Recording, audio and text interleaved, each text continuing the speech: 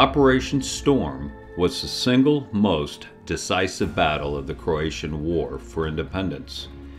Launched by the Republic of Croatia in August 1995, it was the largest European land battle since the Second World War. The success of this remarkable military action by Croatia came after 4 years of brutal fighting.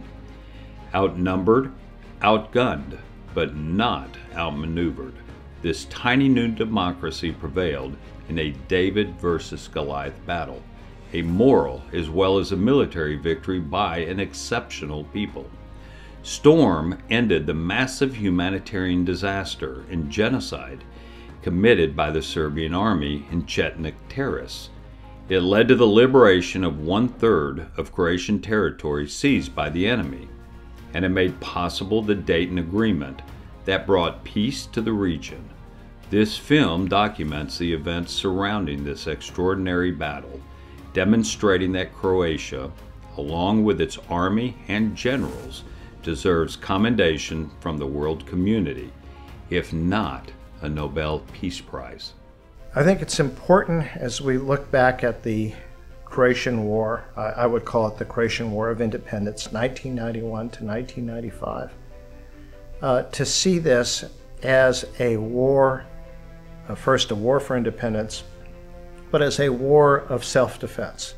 Croatia was attacked by the JNA, by the Yugoslav army, and the rebel Serbs who controlled 30% of Croatia's territory in the Krajina and in eastern Slavonia were supported, paid for, and put in position by what had become a foreign country, namely Serbia. After the collapse of the Berlin Wall in 1989, the agent states of the Soviet Union sought their independent, separate destinies and self-determination. The countries of Eastern Europe made a relatively peaceful transition to independence.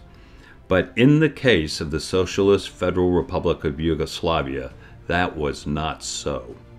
Serbian nationalism and fascism began to strengthen. Their ideology, reflected in the 1986 memorandum of the Serbian Academy of Science and Arts, promoted the concept of Serbian racial superiority that eventually reemerged in a campaign of ethnic cleansing by the Serbs. The memorandum sowed the seeds of Serbian hegemony and aggression by promoting the idea that Serbs were victims, although in fact they were the majority population. In self-pitying prose reminiscent of Mein Kampf and with belligerent intent, the memorandum advocated radical political action, giving rise to a new political movement. The media played a key role in promoting the false narrative of Serb endangerment that led to the justification for Serbian aggression. As early as 1990, there were bloody terrorist acts. Serbs in Croatia put up barricades on public roads, blocked traffic, and ambushed a bus filled with Croatian police officers, killing them all. The first Serbian terrorists were led by so-called Captain Dragan, a Serb with Australian passport. Who were these people? It is well known that the provocateurs were led by Belgrade, in particular the people gathered around Milosevic. The origin of the war in Yugoslavia is rooted in the idea of a greater Serbia. Serbs considered Yugoslavia as only a transitional phase of political development in the creation of a greater Serbian country, and that all other peoples living there were only transitory social groups without rights to an independent country of their own. Formed at the end of World War II, the Socialist Federal Republic of Yugoslavia was an artificial political creation. Stretching across an extensive area of Central and Southeastern Europe, Yugoslavia was comprised of 6 republics: Croatia, Slovenia, Bosnia and Herzegovina, Serbia, Montenegro, Macedonia, and 2 autonomous regions, Vojvodina and Kosovo. Its 22 million inhabitants fought on opposite sides in the Second World War, carried enormous resentment towards one another, practiced different religions, yet were forced to coexist. Yugoslavia rested on three pillars. The first was the authority of Josip Broz Tito as lifelong president.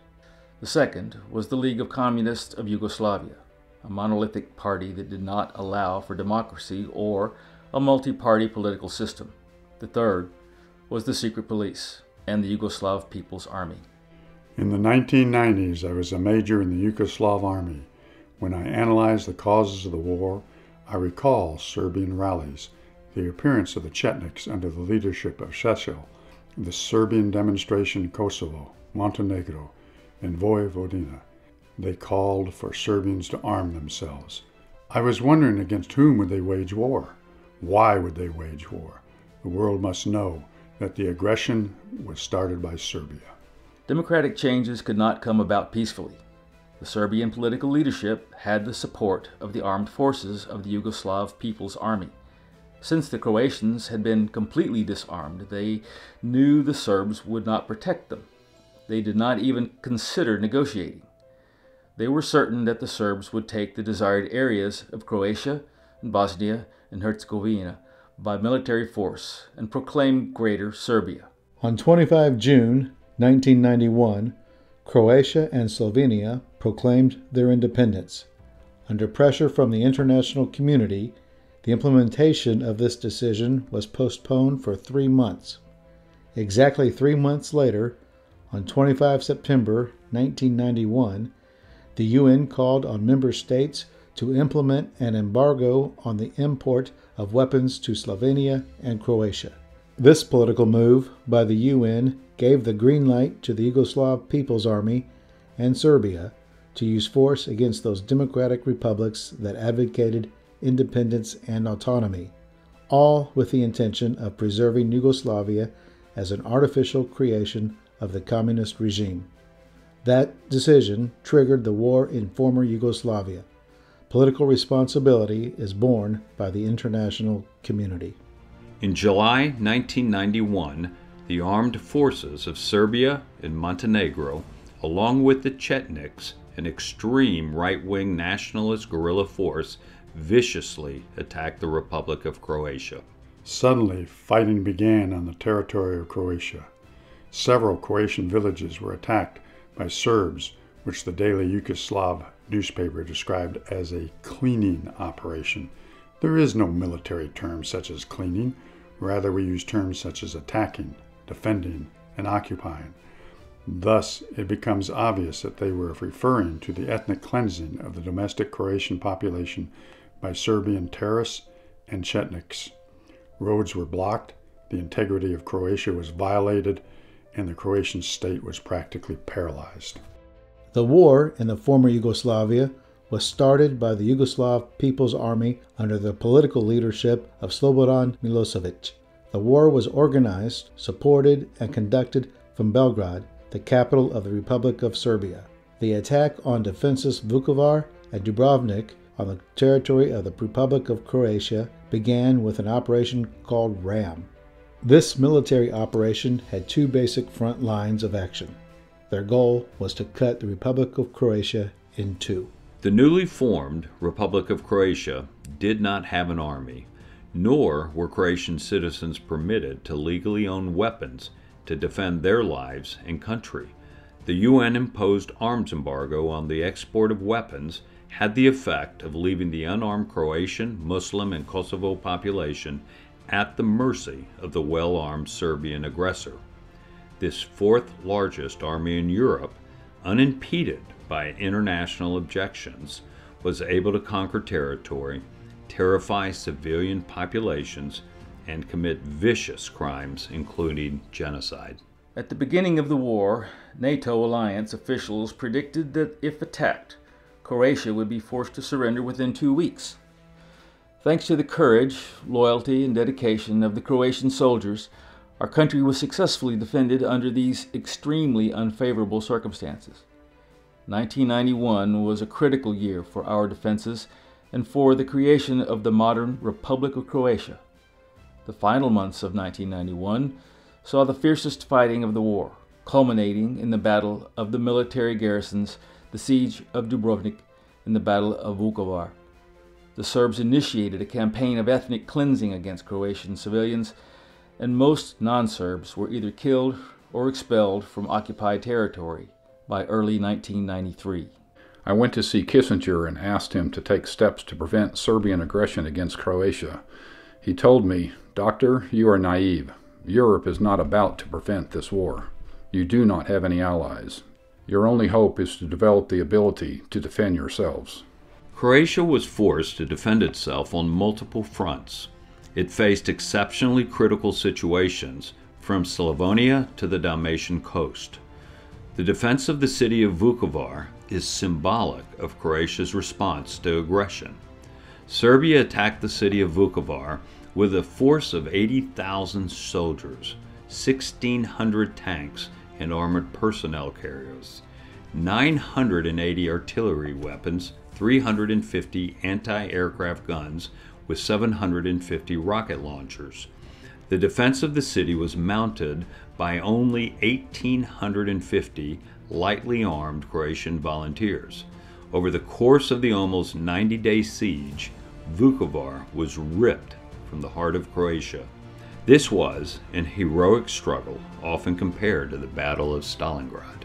Clearly, it was a legal, legitimate response to Serbian aggression, an act of self-defense that is an inherent, inalienable right of individual and collective right of states to respond to aggression, as provided by Article 51 of the UN Charter. Indeed, according to Chapter 7 of the UN Charter, a defending state is an active participant with the UN Security Council in a joint legal enterprise to stop aggression and restore peace and security. It was here that the young Croatian state established its reputation for courage and determination in the face of overwhelming enemy force. When Vukovar was totally destroyed, the Serb occupier entered the town and committed mass genocide against Croatian civilians. In response to that horror, Croatia created an army capable of halting Serbian aggression.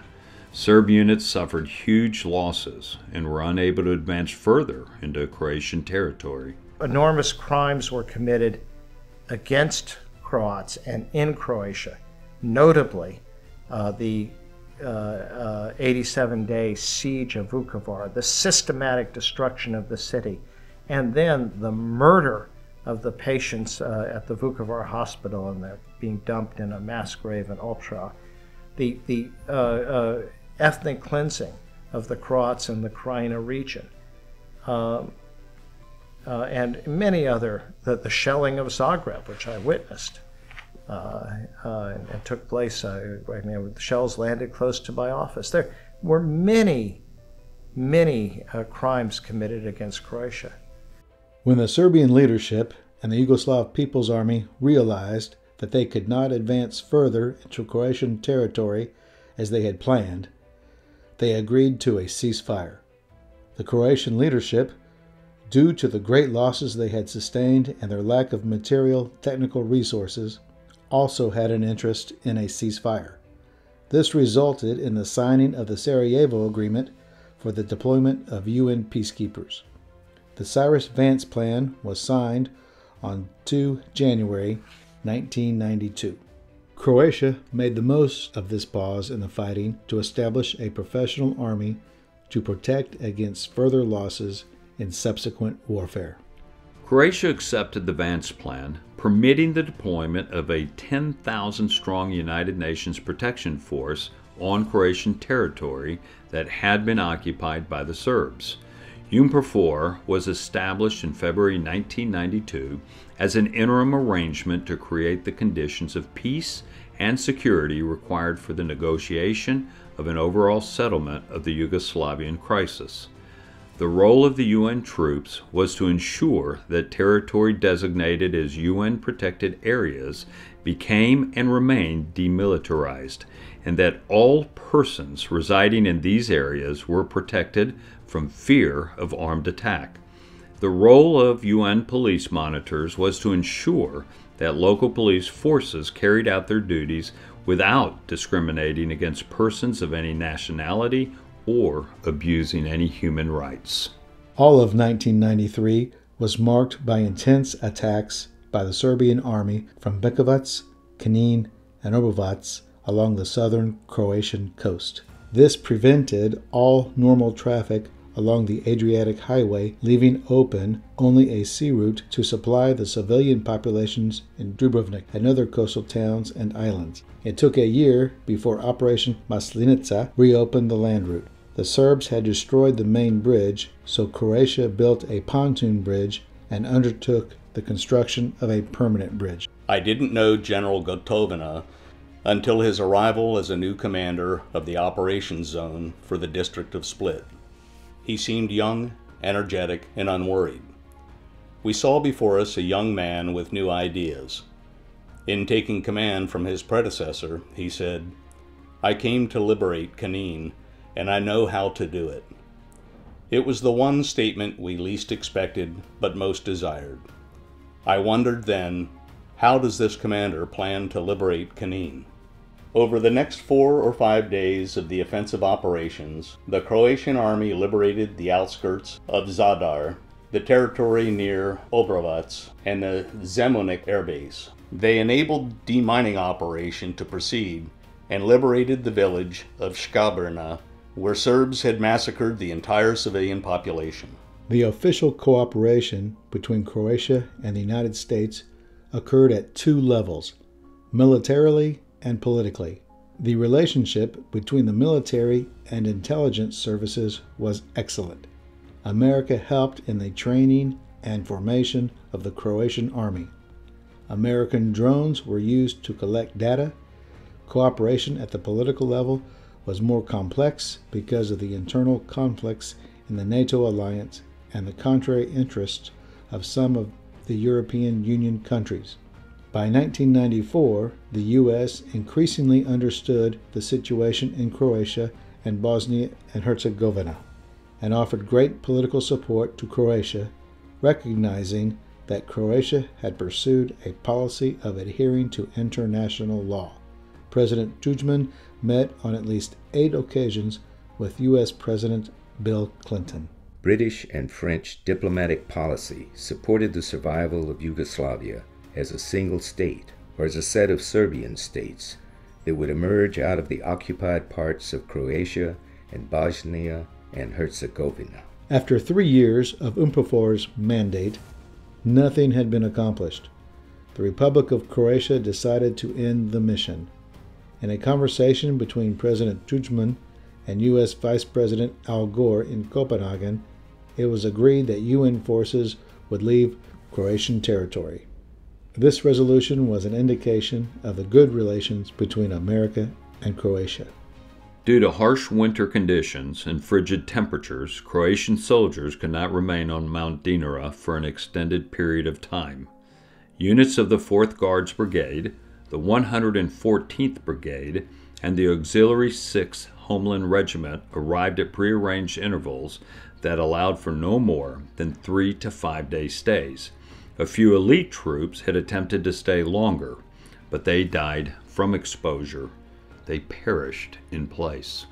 We also had to build wooden houses that were transported by Croatian Army helicopters to Mount Dinara so that the soldiers had shelter that would enable them to endure the conditions. Helicopter units from the Zemunik Air Base played a key role in all of the fighting around Mount Dinara. Helicopters flew until midnight, picking up wounded soldiers from the combat zone and transporting supplies.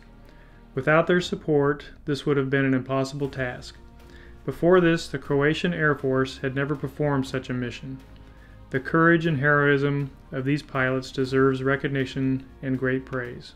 The winter 1994 military operation began amidst a great blizzard during which it was difficult to determine the elevation in the deltas. The storm lasted for 8 days. The operation did not begin in a classical way with a frontal attack. Instead, units of Croatian Special Forces were inserted behind the enemy lines. the Croatians mounted their attack from the rear. Thus, the Croatians launched the attack using diversionary tactics and then hit from multiple directions. Hit and run to the next target surprised the enemy and enabled the Croatians to win a solid victory. It took nearly 8 months of hard fighting to liberate the area. I was asked if I would fly down to a summit that was taking place between Izetbegovic and Tudjman, along with their top officials in Split. It was a very critical meeting. They worked out agreements on joint military actions in Bosnia. I was not involved in any of those negotiations directly, but I did talk to Miomir Žužul, who was at this point, I think, the Croatian ambassador to the United States, but a close advisor to Tudjman. And I had suggested to him that the joint declaration include the following language: that the Bosnia-Herzegovina requests the assistance of Croatia in the defense of Bosnia. And why was that language important? Because it would justify, as a matter of international law, Croatia's direct military involvement in Bosnia. Because under international law, of course, you can't go into a territory of another state unless you're invited. And this was an invitation, and it was an invitation based on the inherent right of self-defense in the UN Charter. And so that was in the declaration. What was looming ahead was the thing that could bring the war to Bosnia to an end and save Bihać. There were 160,000 people there, at least 40,000 of whom, men and boys, were at risk of being massacred. Victorious military Operation Flash in western Slavonia destroyed the entire core of the Serbian army. This victory greatly improved the morale of Croatian soldiers at Dinara. After each lost battle, the Serbian army carried out various reprisals against Croatian civilians in Kanin, Banja Luka, and other places throughout Bosnia and Herzegovina. There were many instances of destruction of churches. In the village of Presnacha, the Serbs killed a Catholic priest and a nun. As a result of that, Bishop Komarica went on a hunger strike to protest the atrocities. In the midst of the Croatian military successes, the president of Bosnia and Herzegovina, Alija Izetbegovic, sent a congratulatory message to President Tudjman with an invitation to liberate Sarajevo, which was under siege by the Serbian army. There was growing concern that the Serb plan was to divide Sarajevo, basically cut the inner city off from the airport. This led to NATO airstrikes, and the Serbs responded by taking UN peacekeepers as hostages, actually, chaining some of them to places that might be bombed. I mean, it was a total crime under international law. But the effect of that was to make the UN reluctant to authorize NATO airstrikes and NATO reluctant to undertake them. In fact, there was a secret deal between the UN general and the Serbs that there wouldn't be bombing. And the Serbs then took that as a green light to clean up the map of Bosnia and to take the safe areas. After the signing of the split agreement between Tudjman and Izetbegovic, a British elite troop unit suddenly appeared in the area around Tomislavgrad. It was their intention to occupy the area around Mount Dinara in order to stop the advance of Croatian combat troops headed toward Kanin. Fortunately, the British were forced to leave the area. We all thought, nice try. Serbian aggression against Bosnia-Herzegovina was heavily underway. Bosnia and Herzegovina's forces were incapable of mounting a successful defense. Had Croatia's military not come to their aid, all of Bosnia and Herzegovina would have been occupied by the Serb army. The war between the Muslims and the Serbs was harsh. I believe that between 250,000 and 300,000 people died. The war was primitive and bloody. At this time of Serbian aggression against Bosnia and Herzegovina, Croatia became a refuge for at least 200,000 Muslims whose lives were saved by Croatians when they were forced to flee their own country ahead of the Serb troops. The Croatian state took them in, and this is also a significant component of the role of Croatia played in the defense of Bosnia and Herzegovina. In 1993, the UN Security Council established 6 security zones in Bosnia and Herzegovina. These were the areas of Sarajevo, Srebrenica, Zepce, Tuzla, Gorazde, and Bihać. In Bosnia and Herzegovina, the international forces were required to commit themselves to establishing peace with their army and then guaranteeing the security and stability of the area. However, that did not happen. Instead, what occurred was massive genocide in Srebrenica in 1995. I was selected by the Council of Jewish Community Members to rescue the besieged Jewish people from Sarajevo. We should not forget that the greatest assistance in these efforts came directly from Croatian Minister of Defense Gojko Šušak and General Prejak and the Croatian Army. The UN-protected area of Srebrenica was penetrated by the Yugoslav People's Army, the Serbian Army and Chetniks, who committed genocide against the Muslim population. More than 8,000 people were killed in 2 days of slaughtering. Tadeusz Mazowiecki, the UN Special Rapporteur on Human Rights, said, "Due to the events in Bosnia and Herzegovina in the past few weeks, and especially the fact that the United Nations has allowed the fall of Srebrenica and Žipa, along with the terrible tragedy that has struck the people in these safe areas, which were guaranteed by international agreements, I feel obliged to declare that I no longer see the possibility to continue to act as a special correspondent at this time. Some countries, including the United Kingdom, concealed and destroyed evidence of the Serbian massacre of the people in Srebrenica." There's no doubt that the evidence of what had happened in Srebrenica changed the thinking in Washington. The fall of Srebrenica demonstrated the complete helplessness of the international community. The deplorable crime of genocide by Serbs, who killed over 8,000 inhabitants in 2 days, was the worst crime in Europe after the Second World War. But Mladic, being Mladic, really a criminal, sadistic, cruel individual, wasn't just content with taking Srebrenica. Bihać had been under siege by Serbian military forces for 2.5 years. Although Bihać was one of 5 security zones under the protection of the United Nations, its 150,000 residents, refugees, and displaced persons were exposed to armed attacks, starvation, poisoning attempts, and threats of genocide. It was widely recognized that the danger of genocide on an even larger scale than Srebrenica was likely. The town of Bihać was surrounded by Serbian forces. The first days were difficult and uncertain. There were many wounded. The main stronghold of the Serbs around Bihać was at the Grabska garrison, from which the city was bombarded every day and suffered great devastation. Living and surviving 1,201 days encircled and under siege is a difficult life experience that the citizens of Bihać endured during the Homeland and Liberation War. This experience involved daily shelling, killing, fear for life and limb, loss of loved ones, hunger, suffering, destruction of body and soul. We are standing on the front line of the city of Bihać, which was defended by members of the 2nd Croatian Squad along a 42-kilometer front. To the right of us is the city water supply, which was destroyed by the Serbs.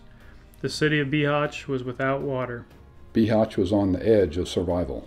The aid coming from Croatia was of crucial importance for the survival of Bihać. As mayor of the city of Bihać, I would like to thank President Tuđman and the Croatian Ministry of Defense for their support, without which the citizens in this area and city could not have survived the siege. The territory of Bihać was defended by the 5th Corps of the Army of Bosnia and Herzegovina and by the Croatian Defense Council. The Serbs fiercely attacked the area and kept it completely encircled. Even worse would be a situation where the Bosnian Serbs and the Croatian Serbs take Bihać, and what are they going to do if they do that? If they do the same thing in Srebrenica, we're going to see 40,000 men and boys murdered. In 1994, U.S. Ambassador to the United Nations, Madeleine Albright, warned the UN Security Council and the entire world that the town of Bihać was under siege by Serbia. We must be grateful to her for her bravery in exposing the situation of civilians who were living under disastrous human conditions. I sent urgent appeals for help to political and military authorities in Zagreb and begged them to understand that the situation we faced in Bihać was urgent and extremely serious. I explained that radical measures were needed to be taken to rescue the population of the city and the surrounding area. NATO carried out an air attack on the Serbian air base Udbina. The head of UNPROFOR, British General Rose, was opposed to the total destruction of Udbina. He warned the Serbs before the NATO attack, giving the Serbs time to remove aircraft from the airfield.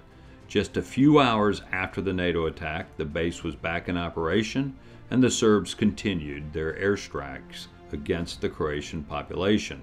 General Rose was opposed to strengthening the NATO attacks on the Serbs. In response to the attacks, the Serbs closed all of the checkpoints to the civilian traffic, stopped flights to the Sarajevo airport, captured French, Canadian, and Ukrainian soldiers who became hostages, and used them as human shields to deter future possible NATO air raids. It is well known that in several instances, British and French pilots promptly informed the Serbs about their preemptive strikes. Moreover, they dropped their bomb loads in the Adriatic Sea, not on the designated targets. Only American pilots performed their assigned missions properly. One American pilot was shot down and captured by the Serbs, but he was rescued and saved thanks to Croatian special forces. The international community was not prepared for the military action. It was already resigned to the fall of Bihać and accepting the Serbian occupation of 80% of the territory of Bosnia and Herzegovina. Lord Owen, chairman of the contact group that moderated the crisis, spoke to Croatian and Bosnian representatives. He stated, "Don't expect to gain through diplomacy what you haven't been able to achieve militarily." General Gotovina came to my office and said, "Rajko, prepare a map for me. Make a plan to take the Croatian military force towards Glomach."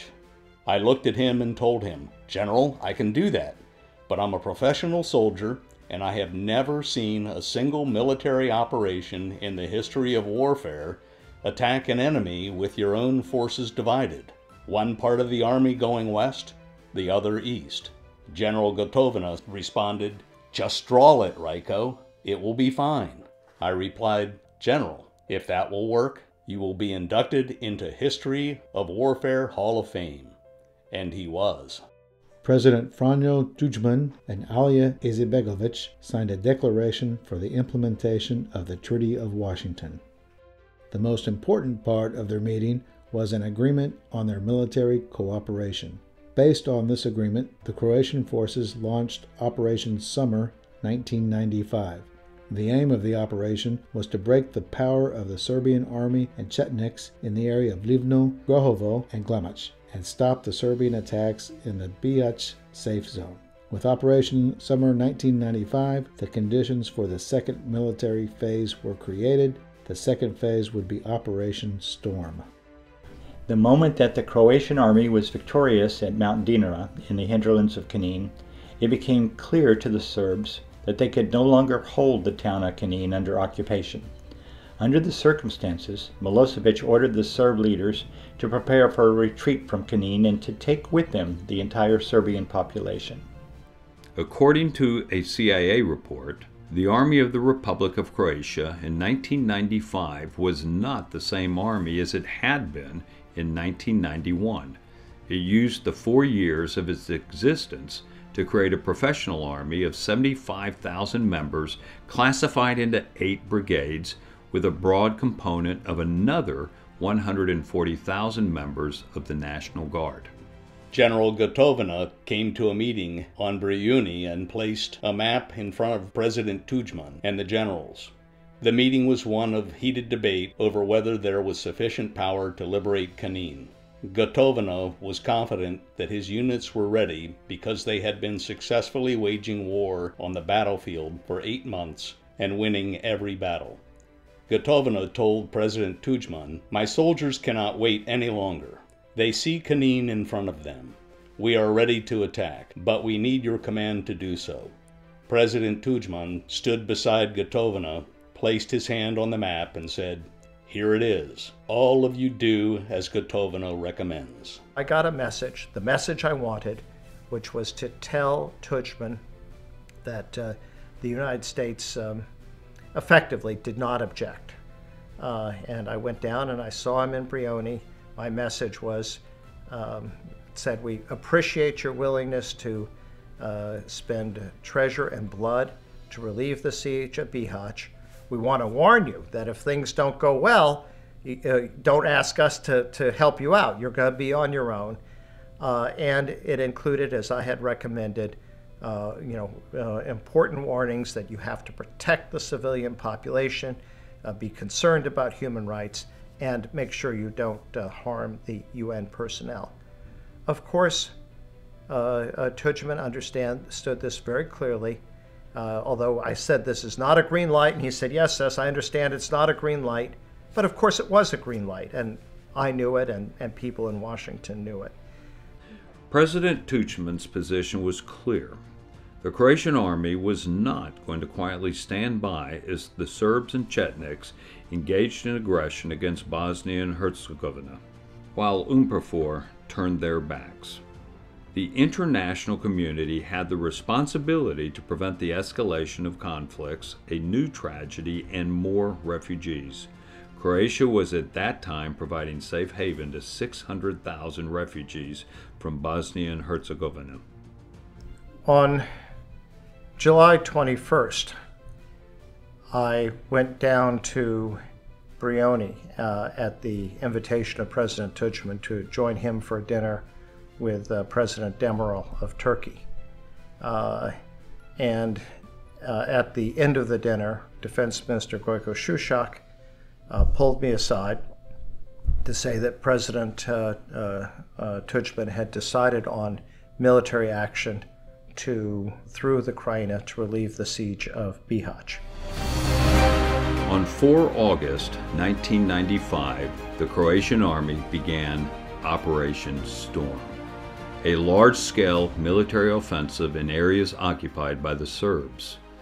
Operation Storm was set out in 4 separate parts, designated Storm 1 through 4, which were allocated to various corps based upon their individual areas of responsibility. Croatia launched its 130,000-strong army. Each plan was scheduled to take between 4 and 5 days. Lieutenant General Ante Gotovina was assigned the Storm 4 plan, which was the primary component of Operation Storm. It included Mount Dinara, the toughest territory from which to engage the enemy. The 30,000-strong Split Corps was under Gotovina's command. The 3,100-strong Special Forces deployed to the Velebit Mountain was commanded by Lieutenant General Mladen Markic.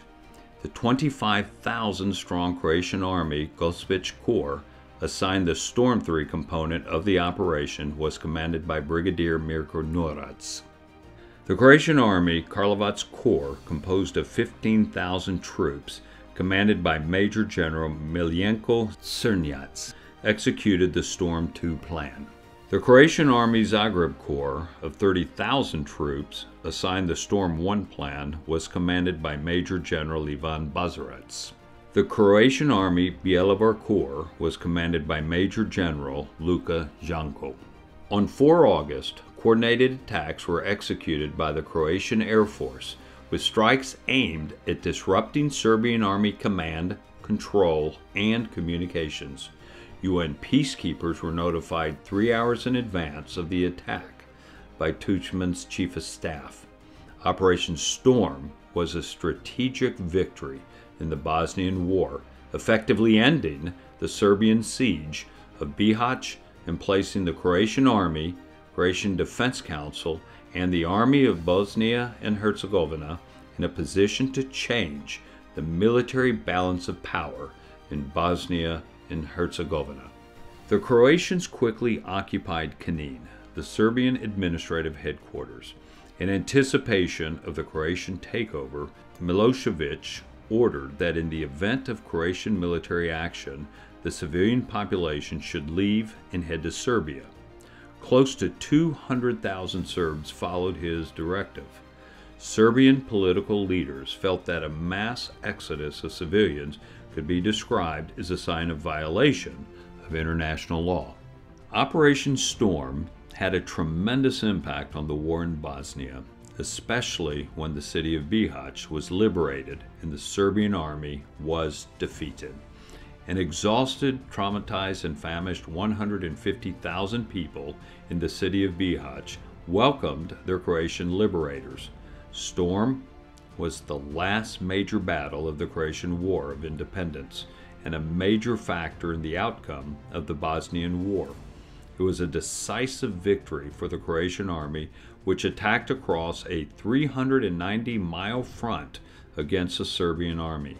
The battle was launched to restore Croatian control of 4,000 square miles of their own territory, representing 18.4% of Croatia. Operation Storm began at dawn on 4 August 1995 and was declared complete on the evening of 7 August. The operation itself followed an unsuccessful United Nations peacekeeping mission in diplomatic effort to settle the conflict. Operation Storm was well planned. Moving tanks over the Dinara mountain chain and their descent into the city of Knin represents the height of the art of modern warfare. Nowhere in battle at any point in military history have tanks emerged from a direction from which they were not expected, as occurred here. Operation Storm is currently being studied at military academies around the world, including the prestigious West Point. As U.S. General James Mattis told the Croatian Minister of Defense at the Pentagon in 2018, Storm is an operation that is studied in the U.S. military to show what a well-led, well-trained force with good political guidance, how it can change the course of history. We have great respect for our friend and ally. Croatia is a small country, but as we say, it bats above its weight, fights above its weight. The front line of Operation Storm was 397 miles long. It covered 425 square miles of occupied Croatian territory. The area was completely liberated by the Croatian army in 4 days. There were 2 fundamental military goals. One was to reach the Knin fortress, and the other was to liberate the city of Bihać. Both were accomplished in record time. Storm should not simply be seen as a military operation that liberated most of Croatia, but also as an operation that had a humanitarian character, since it saved the inhabitants of Bihać from almost certain genocide. The operation allowed the international community to save its honor after the disasters of Srebrenica and prevailed, when the UN forces stood by as thousands of civilians were massacred. Who knows what the fate of Bihać and the surrounding cities would have been had we not been rescued by the Croatian state and the Croatian army. There would probably have been a humanitarian catastrophe with countless victims. Thanks to Operation Storm and the 3 battles that followed it, the Serbian army was defeated and the conditions for the peace process to begin were finally established. The Dayton Agreement, signed in the U.S. and confirmed in Paris, was the result of a peace negotiation that ended the war. Unfortunately, one of the conditions of the Dayton Agreement was to turn over 49% of Bosnian territory to the Serbs. Operation Storm was the turning point in the wars of the former Yugoslavia. Turning point both for the Croatia War, which had begun in 1991, and for the war in Bosnia. It represented a decisive defeat for the Serbian side in the conflict, the side that initiated it, and as a result, it led within a few months to the two peace agreements that ended the war, that is to say the Erdut Agreement, which ended the war in Croatia and brought about the peaceful reintegration of the last bit of Serb-held territory in eastern Slavonia, including Vukovar, and it led to the Dayton Peace Agreements, which ended the war in Bosnia. The value of the Dayton Agreement was that the killing and the terrible war were stopped. Operation Storm defeated the Serbian Army. Storm liberated western Bosnia and Herzegovina. Unfortunately, however, Republic of Serbia was created by the Dayton Agreement. This republic was built on ethnic cleansing, terrible war crimes, and criminals convicted by the International Hague Tribunal. Unfortunately, by the Dayton Agreement, Bosnia and Herzegovina was divided, giving 51% of the territory to Bosnian Muslims and Croatians, and 49% of the territory to Bosnian Serbs.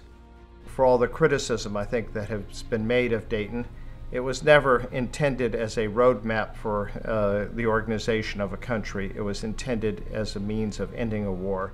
And measured by that standard, it has been a success. After the Dayton Agreement, 100,000 Serbs voluntarily left Sarajevo.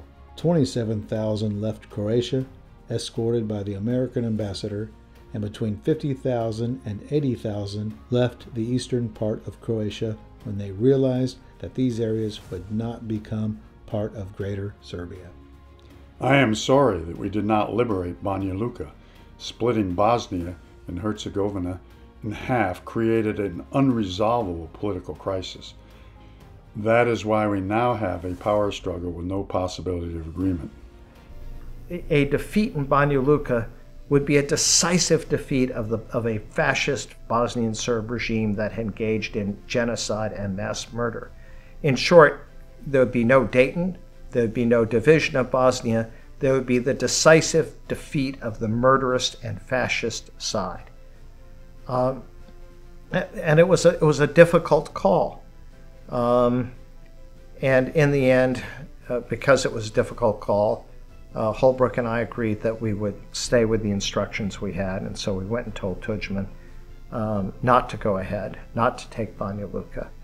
And for years later, and even to this day, I wonder whether that was the right decision. This was a war in which Croatian Jews suffered alongside Croatian people as a result of Serbian aggression. The Jewish community in Croatia was placed under the protection of the entire Croatian political leadership by President Franjo Tudjman and Defense Minister Gojko Šušak. Throughout the war, Croatian people showed great concern for the Jewish people, which is evident from the fact that the Croatian state offered all Jews from Bosnia and Herzegovina Croatian citizenship. This meant that every one of us who came to Croatia was welcomed. This gave our Jewish community great faith in the Croatian state. Croatia, in this war, can be very proud of its treatment of the Jewish people. I was a humanitarian advisor to Tudjman government. Tudjman showed an extraordinary degree of intelligence and care. He appointed Hebrang as health minister, Granic as minister for refugees and displaced persons, and Koselic as minister for prisoners of war and missing persons. No government in history has taken such proactive measures to address these concerns. If we wrote a book about the humanitarian dimension of modern warfare in 1996, no one in Croatia would have been charged with war crimes. Croatia would have been at the center of the world's attention for doing good. The Hague Tribunal focused their accusations on General Gotovina, who symbolized the new Croatian army. Built to Western standards, efficient, disciplined, proactive, the Croatian army was victorious over the Yugoslav army in all combat operations. The Hague Tribunal appeared to use General Gotovina as a means to condemn the newly independent Croatian state. As a reward for saving 150,000 people in Bihac, for bringing peace to Bosnia and Herzegovina, for ending the war, world powers brought charges against Croatian generals Ante Gotovina and Mladen Markac, falsely accusing them of war crimes. Initially, the verdict of the Hague Tribunal was a lengthy sentence. This is the only case in human history in which people who defend their homes, save others, end violent occupations, fight against terrorists, and bring about conditions for a peaceful resolution of a conflict are punished for it. Thank goodness that outrageous verdict was overturned in 2015 and our generals were fully exonerated. In February 2015, at the conclusion of the Croatia-Serbia genocide case, the International Court of Justice in The Hague dismissed a Serbian lawsuit which alleged that Operation Storm constituted genocide, ruling that Croatia did not have the specific intent to exterminate the country's Serb minority. The court also found that the Croatian army left accessible escape routes for Serbian civilians. Gojko Šušak, Minister of Defense of the Republic of Croatia, received recognition from the international Jewish organization JOIN. Generals Prejak, Gotovina, and Tuta played an enormous role in the protection of Jews. It is a historical truth that needs to be repeated thousands of times because the Croatian people have shown that when they have their own state, the government has adopted very high standards in relation to minorities and respecting human rights. Operation Storm was a world-class military operation. It is important to say that the idea of preventing the war crime of genocide came from Croatia. Thanks to this, there is a permanent counselor for the prevention of genocide at the United Nations today. Conceptually and practically, this idea came from the Croatian military defense strategy of President Franjo Tuđman, who was the first to apply the principle of anticipating and confronting genocidal threat in the world. This Croatian contribution to the security of the world is amazing.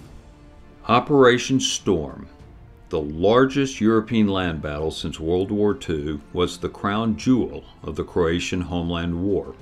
It demonstrated the extraordinary organizational, tactical, and strategic brilliance of the political and military leadership who married science and improvisation. Croatian soldiers and officers showed enormous courage and determination. Their heroic efforts brought Serbia to its knees, which President Bill Clinton felt was a precondition for the Serbs agreeing to come to the peace table. Colonel Andrew Leslie, who commanded the United Nations Confidence Restoration Operation in Croatia in the Knin area, assessed Operation Storm as a textbook operation that would have scored an A+ by NATO standards. The Croatians have enormous humility, but they should tell their children of their great victory, their triumph over evil. As President Franjo Tuđman so aptly put it at the completion of Operation Storm, on this day we can say that Croatia stopped bearing its historical cross. This is not simply about the liberation of territory, but the creation of a foundation for a free and independent Croatia for centuries to come.